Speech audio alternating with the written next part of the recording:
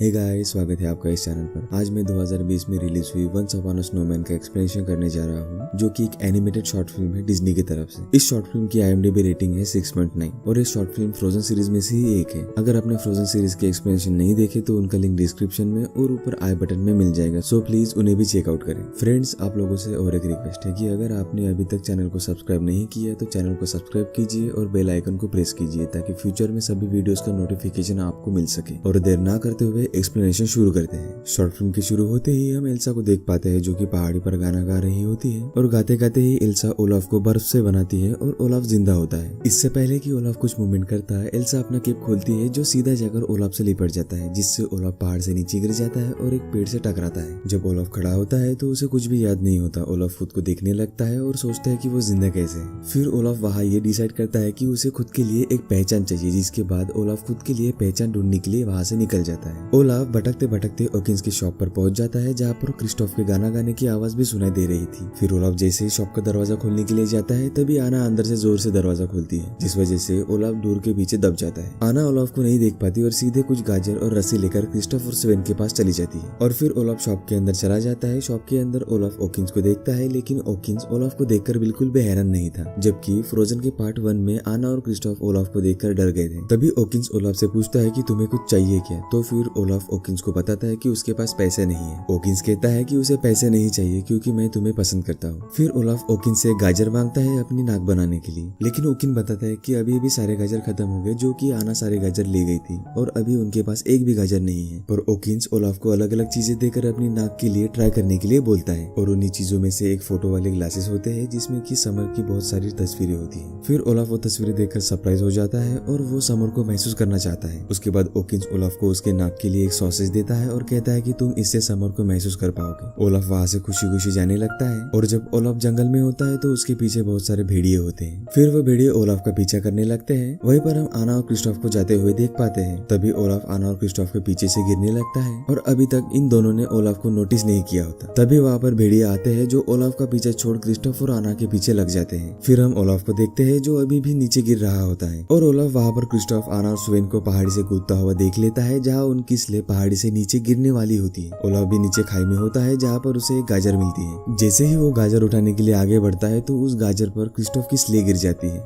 तभी उस स्ले में बहुत बड़ा ब्लास्ट होता है, जिससे ओलाफ उस स्ले से दूर जाकर गिर जाता है और वो अपनी नाक को देखता है जो आधी टूट चुकी थी। तो ओलाफ दुखी हो जाता है। ओलाफ के नीचे एक भेड़िया बैठा होता है जो उसकी नाक पर लगी सॉसेज की ही तरफ देख रहा था, क्योंकि वो बहुत भूखा था। उसको ओलाफ अपनी नाक पर से सॉसेज निकालकर उस भेड़िए को दे देता है। फिर ओलाफ का भी बैलेंस बिगड़ जाता है और वो भेड़िए के सामने गिर जाता है। तो वो भेड़िया ओलाफ को जोरों जोरों से चाटने लग जाता है। फिर भेड़िया वहां से चला जाता है। यहाँ पर ओलाफ थोड़ा इमोशनल हो जाता है, क्योंकि उसको आना और एल्सा के बचपन का समय याद आता है, जब वो दोनों ओलाफ के साथ खेला करते थे। और फिर ओलाफ को सब कुछ याद आ जाता है और बोलता है कि मेरा नाम ओलाफ है। फिर एंड में हम ओलाफ को देख पाते हैं, जो कि आना, क्रिस्टोफ और स्वेन के पीछे पीछे चल रहा था, जो उसे बाद में उसके नाक के लिए गाजर देते हैं। दोस्तों, यहीं पर ये शॉर्ट फिल्म एंड हो जाती है। फ्रेंड्स, अगर आपने फ्रोजन सीरीज की फ्रोजन मूवी की एक्सप्लेनेशन देखी है तो इस मूवी की एक्सप्लेनेशन आपको आसानी से समझ में आ जाएगी। उस मूवी की लिंक डिस्क्रिप्शन में दी हुई है। अगर आपको मूवी की एक्सप्लेनेशन अच्छी लगी तो वीडियो को लाइक कीजिए, चैनल को सब्सक्राइब कीजिए और अपने दोस्तों को भी शेयर करें।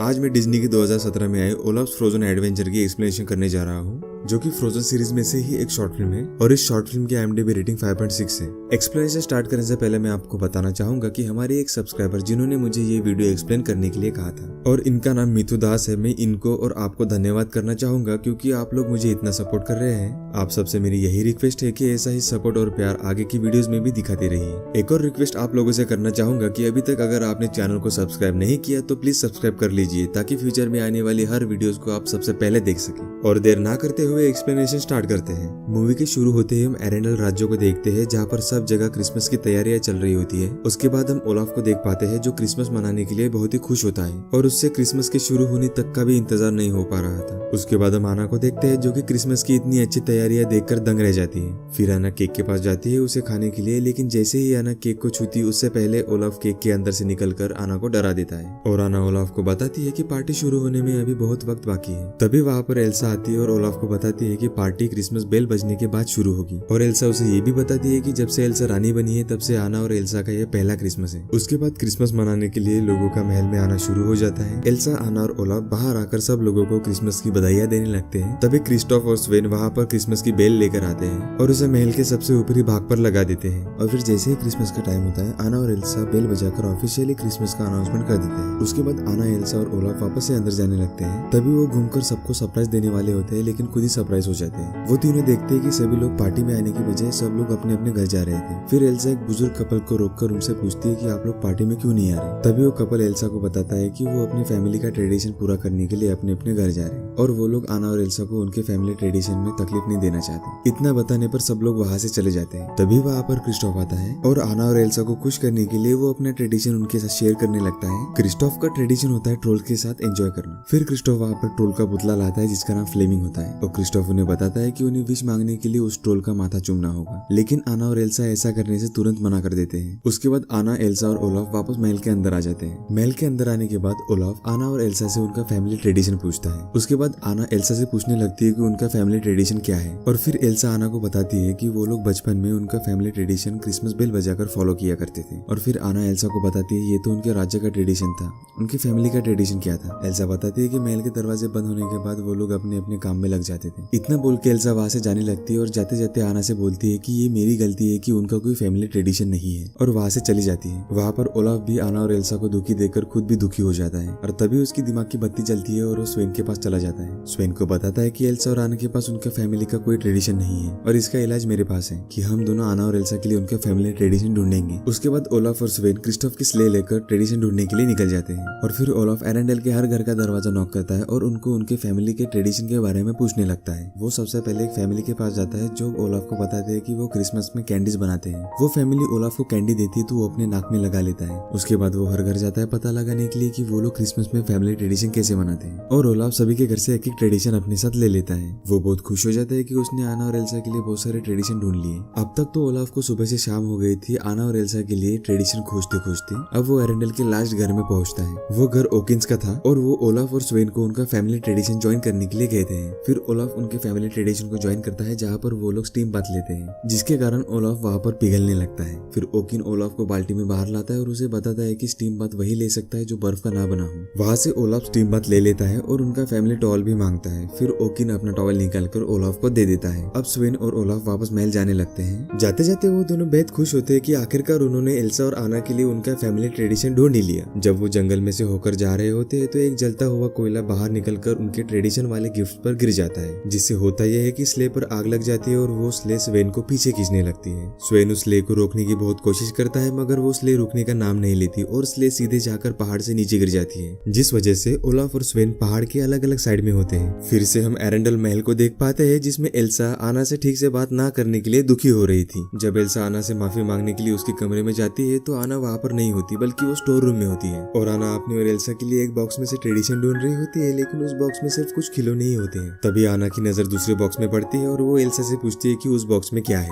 तो एल्सा कहती है कि उस बॉक्स में सिर्फ ग्लव्स ही होंगे। जब आना वो बॉक्स खोलती है तो सचमुच में उसमें सिर्फ ग्लव्स ही होते हैं, पर उस बॉक्स में कुछ और भी होता है। आना उस बॉक्स में से एक पेंगुइन का खिलौना उठाती है और एल्सा उसे ये कहती है कि ये मेरे बचपन का खिलौना है जिसका नाम जॉर्ज है। फिर एल्सा आना से बोलती है कि उन्हें यहाँ पर कोई ट्रेडिशन नहीं मिल सकता। जैसे ही एल्सा उस खिलौने को बॉक्स में रखती है वहाँ पर से बेल की आवाज आती है। जब एल्सा देखती है तो वहाँ पर एक छोटा सा लकड़ी का बॉक्स था जिसमें छोटी छोटी बेल लगी हुई थी। आना एल्सा से पूछने लगती है कि इसमें क्या है, तो एल्सा वो बॉक्स आना को देकर खोलने के लिए कहती है। जैसे ही आना उस बॉक्स को खोलकर अंदर देखती है तो वो हैरान हो जाती है। फिर वापस से सीन चेंज होकर ओलाफ और स्वेन की तरफ आते हैं जहाँ पर ओलाफ स्वेन को बताता है कि वो बिल्कुल ठीक है। ओलाफ वहाँ पर देखता है तो उनके सारे ट्रेडिशन के गिफ्ट नीचे गिरकर जल गए हैं, लेकिन सिर्फ एक ट्रेडिशन का गिफ्ट बचा होता है और वो एक फ्रूट केक होता है। फिर ओलाफ स्वेन से कहता है हम दोनों दूसरे रास्ते से होकर जाएंगे और सीधे महल में मिलेंगे। ओलाफ जंगल के रास्ते जाने लगता है। स्वेन वहीं पर खड़ा था तो उसे जंगल के अंदर से भेड़ियों की आवाज आती है और वो भेड़िए ओलाफ का पीछा कर रहे थे। उसके बाद स्वेन महल में मदद लाने के लिए जाता है। स्वेन क्रिस्टोफ के पास जाता है और उसे बताने की कोशिश करता है कि ओलाफ खतरे में है, लेकिन क्रिस्टोफ उसकी बात समझ नहीं पाता। तभी आना और एल्सा क्रिस्टोफ के पास आते हैं और वो दोनों समझ जाते हैं कि स्वेन क्या कहने की कोशिश कर रहा है। जिसके बाद आना बड़ी बेल बजाने और सब लोगों को जमा करने के लिए बोलती है। तभी फिर से हम ओलाफ को देख पाते हैं जिसका पीछा भेड़िए कर रहे थे, लेकिन ओलाफ जैसे तैसे करके भेड़ियों से बच जाता है। वो बहुत खुश था कि उसने आना और एल्सा के लिए उनका एक ट्रेडिशन बचा लिया था। इसी खुशी में जब ओलाफ केक को ऊपर उठाता है तो एक पंछी उस केक को ओलाफ के हाथों से उड़ा ले जाता है। उसके बाद ओलाफ बहुत ही दुखी हो जाता है और महल वापस न जाने का फैसला करता है। फिर से हम एरेंडल राज्य में देखते हैं जहाँ आना, एल्सा और क्रिस्टोफ हर घर में जाकर ओलाफ के बारे में पूछताछ कर रहे थे, लेकिन उन्हें ओलाफ के बारे में कुछ पता नहीं लगता। जिसके बाद आना, एल्सा, क्रिस्टोफ, स्वेन और कुछ लोग ओलाफ को ढूंढने के लिए जंगल की तरफ निकल जाते हैं। आना और एल्सा ओलाफ को कई बार आवाजें देते हैं, लेकिन उन्हें एक भी रिप्लाई नहीं आता। तभी आना और एल्सा को ओलाफ की आवाज सुनाई देती है जो उनसे कहता है कि ओलाफ यहाँ पर नहीं है। आना और एल्सा आसपास देखते हैं कि आवाज कहाँ से आई। तभी उन्हें एक बर्फ के ढेर पर गाजर दिखती है। वहाँ पर स्वेन आकर ओलाफ को बर्फ से बाहर निकालता है। फिर ओलाफ उन्हें सब बताता है कि उसके साथ क्या क्या हुआ। फिर ओलाफ आना और एल्सा से माफी मांगता है कि उसने उनके लिए कोई भी ट्रेडिशन नहीं लाया। आना ओलाफ को बताती है कि उसके और एल्सा के पास अभी भी एक ट्रेडिशन बाकी है। जिसके बाद आना ओलाफ को वो बॉक्स दिखाती है जो ओलाफ के खिलौनों से भरा हुआ था। फिर एल्सा ओलाफ को बताती है कि जब उन्होंने पहली बार ओलाफ को बनाया था तो ओलाफ ही वो चीज थी जिस वजह से हम बचपन में खुश रहा करते थे। और जब आना और एल्सा अलग हुए तो ओलाफ के ही थ्रू वो एक दूसरे से बातें किया करते थे। हर क्रिसमस में आना ओलाफ जैसी चीज बनाकर एल्सा को दरवाजे के नीचे से देती थी, जिसे एल्सा संभाल कर एक बॉक्स में रखा करती थी। फिर एल्सा बताती है कि उसने ये बॉक्स इसलिए संभाल कर रखा क्योंकि ये उन्हें याद दिलाता है कि वो दोनों बचपन में एक दूसरे से कितना प्यार करते थे। ये सुनने के बाद ओलाफ बहुत खुश हो जाता है क्योंकि उसे पता चल जाता है कि आना और एल्सा के पास अपना एक ट्रेडिशन है और ओलाफ ही उनका क्रिसमस ट्रेडिशन है। फिर एल्सा ओलाफ को एक बोटाई पहनाकर तैयार करती है और उसके बाद क्रिस्टोफ, स्वेन और सभी लोग वहाँ पर आ जाते हैं। ये देखकर बहुत खुश होते हैं कि ओलाफ बिल्कुल सही सलामत है। जिसके बाद आना और एल्सा उन सब लोगों के साथ क्रिसमस मनाने लगते हैं। फिर एल्सा अपने पावर्स की मदद से बड़ा सा क्रिसमस ट्री बनाती है और वो ओलाफ के जैसे दिखने वाले खिलौने के ऊपर एक बड़ा सा आइस स्टार बनाती है। एल्सा वो स्टार ओलाफ को देती है और उसे क्रिसमस ट्री के सबसे ऊपर भेज देती है, जहाँ ओलाफ उस स्टार को क्रिसमस ट्री के सबसे ऊपर लगा देता है। फिर ओलाफ नीचे आता है और ये सब लोग एक दूसरे के साथ बहुत खुश नजर आते हैं। एल्सा ओलाफ की तरफ देखकर बोलती है कि आज से एरेंडल के पास एक नया ट्रेडिशन है जिसमें आना भी हामी भरती है और ओलाफ को थैंक यू कहती है। और दोस्तों इसी के साथ ये शॉर्ट फिल्म यहीं पर एंड हो जाती है।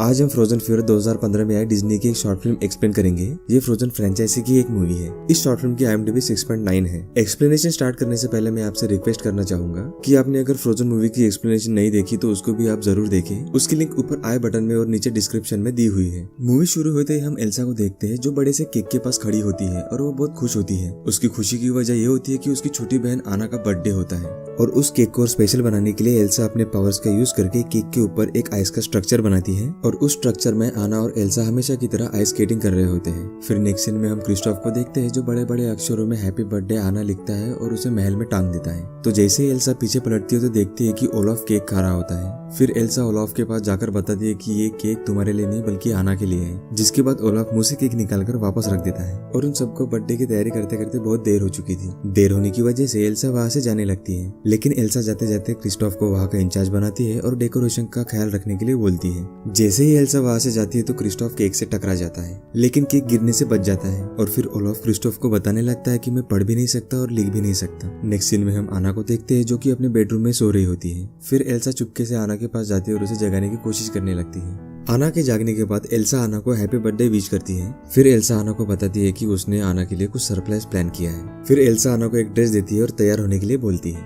तभी एल्सा को छींक आती है और उसकी छींक की वजह से दो छोटे छोटे स्नोमैन बनते हैं, लेकिन एल्सा और आना की नजरें उन दोनों पर नहीं जाती, इसलिए वो दोनों कमरे से बाहर निकल जाते हैं और आना को नीचे ले जाने से पहले एल्सा अपने पावर से अपनी और आना की ड्रेस बदल देती है। उसके बाद एल्सा आना के हाथ में एक रस्सी देती है जो रस्सी आना को अलग अलग गिफ्ट तक लेकर जाती है। आना का सबसे पहला गिफ्ट एक आर्मर के अंदर होता है और आर्मर खोलने पर उसके अंदर एक ब्रेसलेट होता है। फिर एल्सा वो ब्रेसलेट आना के हाथ में पहना देती है। हम दूसरी तरफ देखते हैं तो क्रिस्टोफ, स्वेन और ओलाफ सो रहे होते हैं और उनके पास वो दो छोटे छोटे स्नोमैन आते हैं और उन स्नोमैन को देखकर ओलाफ बहुत खुश हो जाता है। फिर वो दो छोटे स्नोमैन टेबल पर चढ़ते हैं तो क्रिस्टोफ उन्हें पकड़ने लगता है, लेकिन पकड़ नहीं पाता और टेबल पर रखा सारा जूस उसी के ऊपर गिर जाता है। फिर से हम एल्सा और आना को देख पाते हैं जो रस्सी की मदद से एक अलमारी तक पहुंच जाते हैं और आना की अलमारी खोलने पर उसके अंदर एक घड़ी होती है। अब फिर से आना रस्सी का पीछा करते करते बालकनी तक पहुंच जाती है जहाँ एक बड़ा सा फूलों का बुके था। वहाँ पर एल्सा को छींक आती है जिस वजह से और भी छोटे छोटे स्नोमैन बनकर नीचे गिर जाते हैं और फिर से आना और एल्सा ने ये नोटिस नहीं किया होता। यहाँ पर एल्सा और आना उस रस्सी का पीछा करते करते पूरे एरेंडल में घूम रहे होते हैं और उस रस्सी का पीछा करने के दौरान आना को बहुत सारे गिफ्ट्स भी मिल रहे होते हैं। एल्सा और आना के एरेंडल घूमने के दौरान एल्सा बहुत बार चीखती है, जिस वजह से जब भी एल्सा चीखती है तो पहले से ज्यादा स्नोमैन बनते हैं और अभी तक एल्सा और आना ने ये नोटिस नहीं किया होता। आना अपने गिफ्ट्स पाकर बहुत खुश होती है, लेकिन एल्सा की तबीयत के लिए थोड़ी सी दुखी भी होती है और आना एल्सा से कहती है कि तुम्हें घर जाकर रेस्ट करना चाहिए, लेकिन एल्सा मना कर देती है। उसके बाद एल्सा आना को एक शॉप में लेके जाती है जहाँ पर वो आना को बहुत अच्छा सा गिफ्ट देती है और एल्सा को चीखते हुए देख ओकिन एल्सा को एक मेडिसिन की बोतल भी देता है। आना वो बोतल ले लेती है और फिर से रस्सी का पीछा करने लगती है। अब एल्सा और आना एरेंडल के बिल्कुल बीचों बीच में थे जहाँ पर कुछ बच्चे आना के लिए गाना गा रहे होते हैं और फिर से हम महल की तरफ आते हैं जहाँ बहुत सारे छोटे छोटे स्नोमैन केक की तरफ जाने लगते हैं, जिसके बाद क्रिस्टोफ ओलाफ का सिर निकालकर उनकी तरफ फेंकता है जिससे वो केक तक ना पहुंच सके और वो स्नोमैन्स केक से दूर चले जाते हैं। तभी बहुत सारे छोटे छोटे स्नोमैन्स हैप्पी बर्थडे वाला बैनर तोड़ देते हैं, जिसके बाद ओलाफ उन लेटर्स को कलेक्ट करके वापस से टांग देता है, लेकिन ओलाफ को पढ़ना लिखना नहीं आता जिस वजह से वो लेटर्स को उल्टा पुल्टा टांग देता है और वो लेटर्स को ड्राई बनाना हिप्पी हैट फॉर्मेशन में टांग देता है। और तभी हम दूसरी तरफ देखते हैं एल्सा आना को उसके लास्ट गिफ्ट की तरफ लेकर जा रही थी और आना का लास्ट गिफ्ट क्लॉक टावर के सबसे ऊपर होता है। आना ये सोचने लगती है कि इतने सारे गिफ्ट लेकर मैं ऊपर तक कैसे चढ़ पाऊंगी। इस वक्त तक एल्सा का कोल्ड और भी बढ़ जाता है। फिर आना एल्सा से बोलती है कि तुम्हें आराम करना चाहिए और फिर से एल्सा आना की बात टाल देती है। फिर जब ये दोनों क्लॉक टावर के सबसे ऊपर पहुंचते हैं तभी एल्सा का पैर फिसल जाता है और एल्सा बस गिरने ही वाली होती है कि आना अपने सारे गिफ्ट फेंक कर एल्सा को पकड़ लेती है। आना के एल्सा के बॉडी को हाथ लगाने से पता चल जाता है कि एल्सा को बहुत तेज बुखार है और उसे आराम करने की जरूरत है, जिसके बाद आना एल्सा को घर ले जाने लगती है। एल्सा ये सोच सोचकर दुखी होती है कि उसने आना के बर्थडे को खराब कर दिया। आना उसे बोलती है कि तुमने ऐसा कुछ भी नहीं किया। फिर जैसे ही आना और एल्सा महल का दरवाजा खोलते हैं तो आना क्रिस्टोफ, स्वेन, ओलाफ और छोटे छोटे स्नोमैन्स को देखकर हैरान हो जाती है। क्रिस्टोफ अपने हाथों में केक लिए होता है और ये सब आना के लिए बर्थडे सॉन्ग गा रहे होते हैं और क्रिस्टोफ आना को गाना गाते गाते ही जोर से आई लव यू कहता है, जिसे सब लोग सुन लेते हैं और वो शर्मा जाता है। क्रिस्टोफ के आई लव यू बोलने से आना उसकी तरफ स्माइल करती है। एल्सा बहुत थकी हुई होती है लेकिन वो बड़ा सा हॉर्न बजाने के लिए जाती है और वो हॉर्न बजाते बजाते ही चीख देती है, जिससे उस हॉर्न से बड़ी सी स्नोबॉल निकलकर सदर्न आइल्स पर जाती है और वो स्नोबॉल सीधा जाकर हैंड से टकरा जाती है। फिर आना एल्सा की देखभाल करने लगती है और बर्थडे इतना अच्छा बनाने के लिए एल्सा को थैंक्स बोलती है। उसके बाद हम नॉर्थ माउंटेन को देखते हैं जहाँ पर बर्फ का महल होता है। वहाँ पर उस बड़े से स्नोमैन से मिलने के लिए क्रिस्टोफ, स्वेन और ओलाफ आते हैं और ये तीनों उस बड़े से स्नोमैन के लिए ये छोटे छोटे स्नोमैन्स लाए थे। और जब ये छोटे छोटे स्नोमैन्स अंदर आ रहे थे तो बड़ा सा स्नोमैन क्रिस्टोफ की तरफ देखता है और क्रिस्टोफ उससे कहता है कि कुछ मत पूछो। ये बोलकर ये शॉर्ट फिल्म यहीं पर एंड हो जाती है।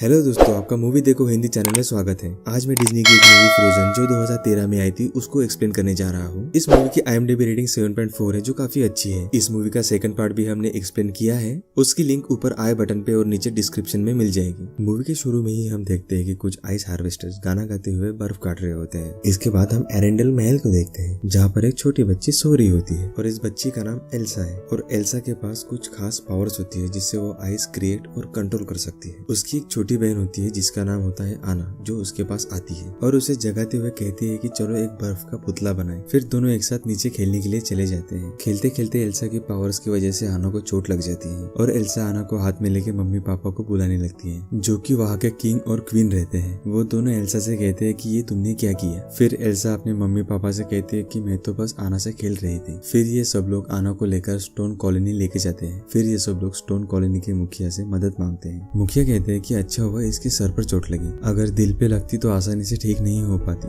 फिर वो मुखिया आना के मम्मी पापा को ये सजेस्ट करते हैं कि आना के दिमाग से एल्सा की सारी मैजिकल पावर्स की यादें मिटा दी जाए और उसकी जगह पे कुछ दूसरी यादें डाल दी जाए। फिर एल्सा पूछती है कि वो सारी यादें भूल जाएंगी। फिर वो मुखिया बोलते हैं कि बस मैजिकल पावर्स की यादें मिटा दी जाएगी, बाकी सारी यादें रहेगी। फिर वो मुखिया एल्सा को ये समझाने लगते हैं कि तुम्हारे पास जो पावर्स हैं वो काफी खूबसूरत है और काफी पावरफुल भी, पर अगर तुम ये पावर्स को कंट्रोल नहीं कर पाओगी तो ये दूसरों के लिए बहुत हानिकारक होगा, इसलिए डर को अपने आप पे कभी हावी मत होने देना। एल्सा ये सुन के और देख के थोड़ा डर जाती है। फिर एल्सा के पापा यानी कि किंग ये डिसाइड करते हैं कि जब तक एल्सा बड़ी नहीं हो जाती और अपने पावर्स को कंट्रोल करना नहीं सीख जाती तब तक महल के दरवाजे बंद कर दिए जाएंगे और किसी से मिलना जुलना भी बंद कर दिया जाएगा, नौकर्स भी कम कर दिए जाएंगे। फिर आना कई बार एल्सा से बात करने की कोशिश करती है और खेलने की कोशिश करती है, पर एल्सा हर बार हमेशा उसे इग्नोर करती है। एल्सा गुस्से में आना से वहाँ से चले जाने के लिए बोलती है, क्योंकि उसे अब हमेशा डर लगा रहता है कि आना के साथ खेलेगी तो फिर से उसे चोट लग जाएगी, इसलिए वो खेलना बंद कर देती है। फिर कुछ सालों बाद जब दोनों बहनें बड़ी हो जाती है तब उनके माता पिता एक दिन समुद्री जहाज से बिजनेस के काम से कहीं जाते हैं, लेकिन समुद्र में समुद्री तूफान की वजह से इग्नोर और अडोना का जहाज डूब जाता है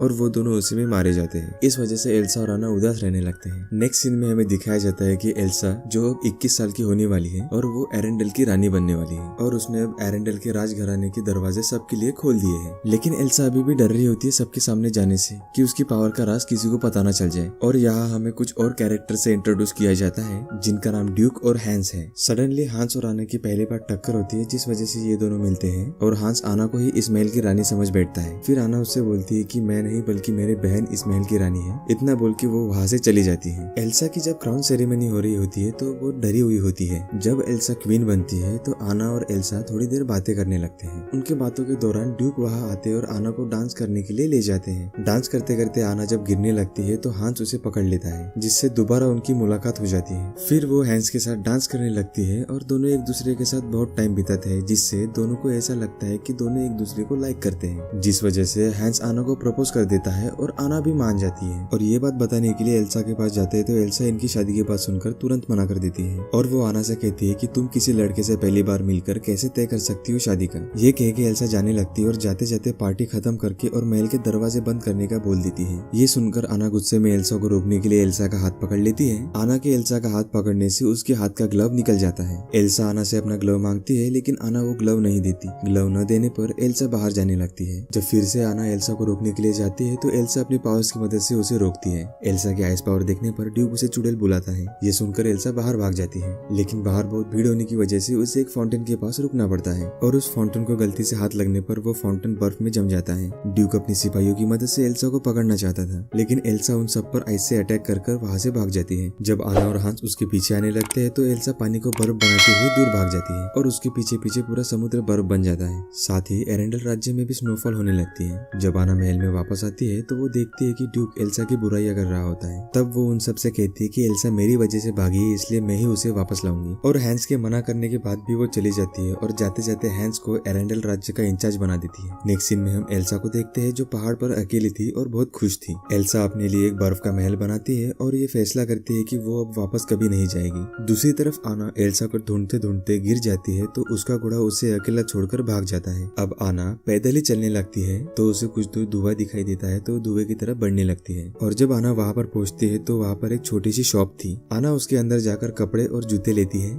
थोड़ी देर में वहाँ पर क्रिस्टोफ भी आता है जो अपने रेंडियर के लिए गाजर, रस्सी और कुल्हाड़ी लेता है, लेकिन उसके पास पैसे कम पड़ जाते हैं और वो शॉप के मालिक को भला बुरा कहता है, जिस वजह से शॉप का मालिक क्रिस्टोफर को बाहर फेंक देता है। क्रिस्टोफ पास के ही झोपड़े में रात बिताने के लिए रुकता है कि तभी आना शॉप से लिया हुआ सामान लेकर उसके पास आती है और उसे नॉर्थ माउंटेन्स पर ले जाने के लिए कहती है, क्योंकि उसने शॉप में सुना था कि नॉर्थ माउंटेन में किसी ने कुछ होते देखा है। क्रिस्टोफ आना को अपनी गाड़ी पे बिठा के ले जाने लगता है कि तभी उन पर भेड़िए हमला कर देते हैं और उन भेड़ियों से बचने के लिए वो एक पहाड़ से दूसरे पहाड़ पर जंप करते हैं और क्रिस्टोफ की गाड़ी पहाड़ से नीचे गिरकर जल जाती है। क्रिस्टोफ को और किसी मुसीबत में नहीं पड़ना था, इसलिए वो आना के साथ जाने से मना कर देता है। तो आना उसे वादा करती है कि वो उसे नई गाड़ी लेके देगी। तब वो फिर से उसके साथ चलने के लिए राजी हो जाता है। क्रिस्टोफ, एना और स्वेन आगे बढ़ने लगते हैं। तब उन्हें स्नोमैन ओलाफ दिखता है जो आना को बताता है कि उसे पता है कि एल्सा कहाँ पर है। तब वो तीनों ओलाफ के पीछे पीछे एल्सा के महल की तरफ जाने लगते हैं। दूसरी तरफ हम देखते हैं एरेंडल में आना का घोड़ा वापस आता है। तब हांस अपने सिपाहियों के साथ आना को वापस लाने नॉर्थ माउंटेन्स की तरफ जाने के लिए बढ़ता है, जिस पर ड्यूक अपने 2 सिपाही भी साथ ले जाने के लिए कहता है और ड्यूक अपने सिपाहियों से अकेले में कहता है कि एल्सा देखते ही उसे मार डाले। इधर क्रिस्टोफ, आना, स्वेन और ओलाफ नॉर्थ माउंटेन के पास पहुंचते हैं, जहां उन्हें एल्सा के महल तक जाने के लिए लंबी सीढ़ियां दिखती है। सब लोग उस पर चले जाते हैं, लेकिन क्रिस्टोफ स्वेन को वही छोड़ देता है। और जब ये तीनों महल के दरवाजे पर होते हैं तो आना क्रिस्टोफ और ओलाफ से कहती है कि मैं अकेले ही अंदर जाऊंगी। जब आना एल्सा से मिलती है तो दोनों बहुत खुश होते हैं। जब आना एल्सा को अपने साथ चलने के लिए कहती है तो एल्सा को अपने बचपन की यादें याद आ जाती हैं कि उसकी वजह से बचपन में आना को चोट लगी थी, इसीलिए वो आना से मना करते करते दूर जाने लगती है और वो आना को समझाने लगती है कि वो गर्मियों में खुश नहीं रह सकती, इसीलिए मैं यही रहना चाहती हूँ। जिस पर आना उसे बताती है कि जब से वो गई है तब से एरेंडल में स्नो फॉलिंग हो रही है। ये सुनकर एल्सा थोड़ी घबरा जाती है, जिस वजह से वो अपने पावर्स को कंट्रोल नहीं कर पाती और आना के हार्ट में चोट लग जाती है। क्रिस्टोफर ओलाफ आना को संभालने के लिए आते हैं तो एल्सा उन सबको बाहर निकल जाने के लिए बोलती है और जब आना वहाँ से जाने जाने के लिए मना करती है तो एल्सा एक बड़ा सा स्नोमैन बनाती है और उन सबको बाहर फेंकवा देती है। आना गुस्से में बर्फ के गोले बनाकर उस बड़े से स्नोमैन पर मारने लगती है,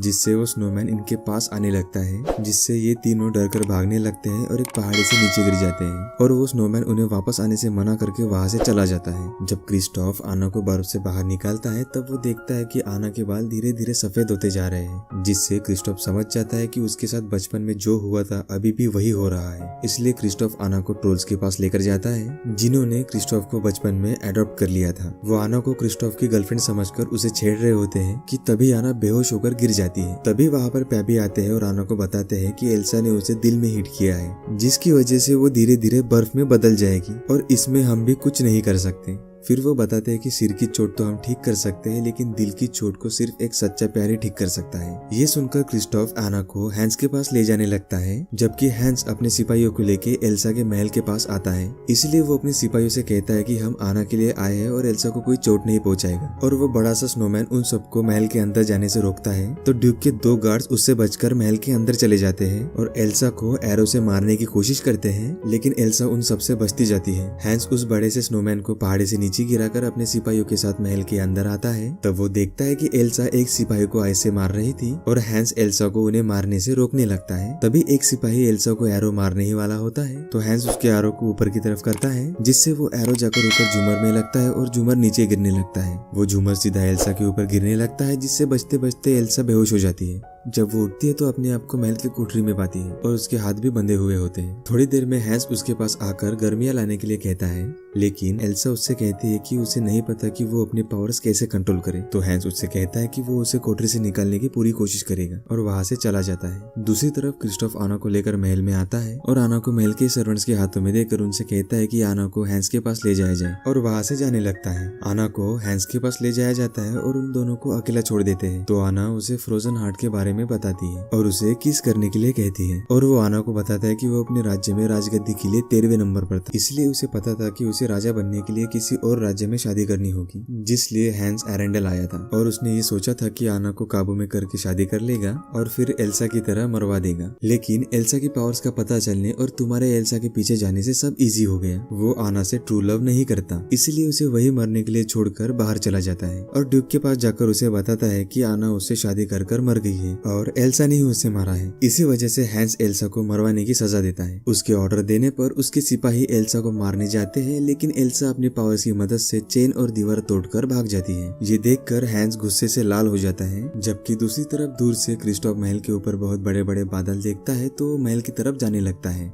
इधर जिस रूम में आना बंद थी उस रूम में ओलाफ आता है, जो आना को गर्म करने के लिए लकड़ियां जला देता है और ओलाफ आना को प्यार के बारे में समझाने लगता है कि कोई अपनी जरूरतें छोड़कर दूसरों की जरूरतें पूरी करे, जैसे कि क्रिस्टोफ ने आना के लिए किया था। उनकी बातों के दौरान ही बहुत तेज हवा की वजह से खिड़की खुल जाती है। उस खिड़की से ओलाफ देखता है कि क्रिस्टोफ महल की तरफ आ रहा है। ये बात आना को बताता है और आना किसके लिए उसके पास ले जाने के लिए बोलती है। ओलाफ किसी तरह से आना को महल के बाहर निकालता है, लेकिन आना धीरे धीरे बर्फ बनती जा रही थी। क्रिस्टोफ इतनी तूफान में आना को सिर्फ आवाज की मदद से ढूंढ रहा होता है और इधर एल्सा को हैंस मारने आ रहा होता है और एल्सा को आना मर गई ये बताता है। ये सुनने पर एल्सा दुखी हो जाती है और साथ ही तूफान भी रुक जाता है और तूफान थमने की वजह से आना और क्रिस्टोफ एक दूसरे को देख लेते हैं और एक दूसरे की तरफ बढ़ने लगते हैं। तभी आना देखती है कि हैंस एल्सा को मारने जा रहा है। इसी तरह वो एल्सा को बचाने के लिए एल्सा के सामने आ जाती है और पूरी तरह बर्फ में बदल जाती है। ये देखकर एल्सा और दुखी हो जाती है और आना को गले लगाकर रोने लगती है। एल्सा के रोते रोते ही वापस से आना बर्फ से इंसान बन जाती है और अब आना बिल्कुल ठीक है, क्योंकि एल्सा की उसके प्रति सच्चे प्यार की वजह से ये हुआ है। फिर एल्सा अपनी पावर्स की मदद से सर्दियों का मौसम खत्म कर देती है और एरेंडल को फिर से पहले जैसा बना देती है और हैंस और ड्यूक को अपने अपने राज्य में भेज दिया जाता है। फिर सब नॉर्मल हो जाने के बाद आना क्रिस्टोफ को एक नई गाड़ी लेकर दे देती है। उसी मोमेंट पर इन दोनों का रिलेशनशिप स्टार्ट हो जाता है और फिर से एल्सा एरेंडल राज्य की रानी बन जाती है और वहाँ के लोग भी एल्सा की रानी बनने से खुश थे और इसी के साथ ही मूवी यहीं पर एंड हो जाती है। दोस्तों, मैं आपसे रिक्वेस्ट करना चाहूंगा कि अगर आपको इस मूवी की एक्सप्लेनेशन अच्छी लगी तो लाइक शेयर सब्सक्राइब जरूर कर देना। इस मूवी का सेकंड पार्ट भी हमने एक्सप्लेन किया है, उसकी लिंक ऊपर आई बटन पे और नीचे डिस्क्रिप्शन में मिल जाएगी।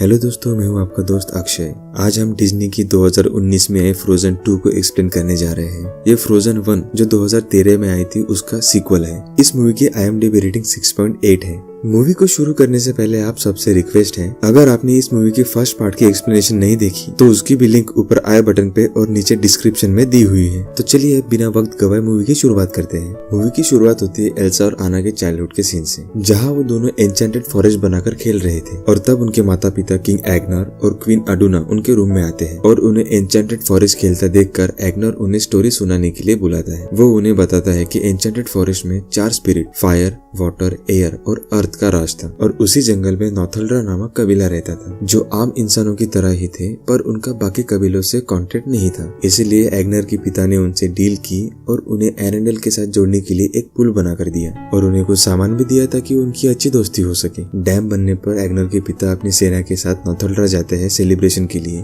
और उनके साथ एग्नर भी जाता है और एग्नर के स्पिरिट से खेलने के दौरान एग्नर मुड़ता है, तब दोनों आर्मीज के बीच में लड़ाई होने लगती है। लड़ाई के दौरान ही एग्नर के पिता एक बड़ी पहाड़ी से नीचे गिर जाते हैं। जब एग्नर के पिता का एक आर्मी चीफ एग्नर को बचाने आता है तब स्पिरिट सब पर अटैक कर उनको दूर कर देते हैं। एग्नर बेहोश हो जाता है, लेकिन बेहोशी की हालत में उसे कुछ सुनाई देता है और कोई उसे बचा लेता है। इस लड़ाई के बाद स्पिरिट्स गुस्से में फॉरेस्ट को कोहरे में घेर लेते हैं, जिस वजह से ना फॉरेस्ट में कोई जा सकता है और ना कोई निकल सकता है। ये कहानी सुनाकर एग्नर गुड नाइट बोलकर चला जाता है। एडुना उनके पूछने पर बताती है कि चाइल्डहुड में हमें एक गाना सुनाकर बताया जाता था कि ओतोहला नाम की एक नदी है जो पास्ट के सारे राज जानती है, और वो बताने पर उन्हें खोल देता है। प्रेजेंट में एल्सा एरेंडल के राज्य पर एना के साथ खुशी खुशी राज कर रही होती है और राज्य के लोगों और क्रिस्टोफ के साथ ऑटम आने की सेलिब्रेशन करती है। इन सब के बीच एल्सा को किसी के गाना गाने की आवाज सुनाई देती है जो सिर्फ एल्सा को सुनाई दे रही थी और आना एल्सा को परेशान देख उसे तसल्ली देती है और उसे एक गाना सुनाकर सुला देती है। जब एल्सा सो रही होती है तो वही गाने की आवाज उसे फिर से सुनाई देती है, जिस वजह से एल्सा बाहर जाकर उससे बात करने की कोशिश करती है कि तभी उसके मैजिक से स्पिरिट्स आजाद हो जाते हैं। फिर एल्सा को अपने आइस पर कुछ सिंबल्स बने नजर आते हैं। लोग बर्फ गिरने की वजह से घरों से बाहर निकलते हैं तो उन पर एयर, वाटर, फायर अचानक से हमला कर देते हैं। इसे देखकर एल्सा समझ जाती है कि अब अर्थ भी आने वाली है, इसलिए वो सब लोगों को वहां से निकालकर बड़ी पहाड़ी पर ले जाती है। वहां जाकर एल्सा आना से आवाज के बारे में भी बात करती है जो उसे सुनाई दे रही है और वो ये भी कहती है कि जो उसे बुला रहा है वो अच्छा है। उनके बातों के ही दौरान ट्रोल्स आते हैं और पैबी उन्हें बताता है कि उन्हें पास्ट का सच जानकर एरेंडल को बचाना होगा। फिर एल्सा एन्चेंटेड फॉरेस्ट जाने का तय करती है और उसके साथ आना, क्रिस्टोफ, स्वेन और ओलाफ भी जाते हैं। वो सब जब एन्चेंटेड फॉरेस्ट पहुंचते हैं तो कोरा उन्हें अंदर आने देता है और ये सब फॉरेस्ट की सुंदरता देखकर अलग अलग हो जाते हैं। जहाँ क्रिस्टोफ पिछले बार की ही तरह एना को प्रपोज करने लगता है कि तभी आना एल्सा को ढूंढने चली जाती है, जहाँ दूसरी तरफ एल्सा ओलाफ को ढूंढ रही होती है। ये सब मिलकर ओलाफ को ढूंढ रहे होते हैं तो उसे एक हवा का भवंडर उनके पास लेकर आता है और फिर सब उस भवंडर में ही चले जाते हैं, लेकिन एयर उन सबको बाहर निकालकर सिर्फ एल्सा को ही घुमाता रहता है। जिसे रोकने के लिए एल्सा अपने पावर्स का इस्तेमाल करती है